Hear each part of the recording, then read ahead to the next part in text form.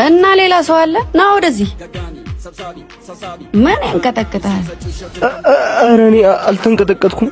ስም ማን ነው? የኔ እና ሌላ ሰው አለ እዚህ ጋር? ኢዛና። ፍሬሽ ነህ? አዲስ ተማሪ ነህ ወይ? አዎ፣ አሁን የተመዘገብኩት። እሺ፣ 20 ቁጭ ብድግ ሰዓት። ለምን? እኔ ስላልኩ። እኔ አልሰራም። ምን አባ ነው ያልከው? ለምን ልስራ? ምን አጥፍቼ? ማን አባ ነው አንተ? የኔን የቅምጥልን ትእዛዝ እምቢ የምትል ትሰራለህ አትሰራም? አሁን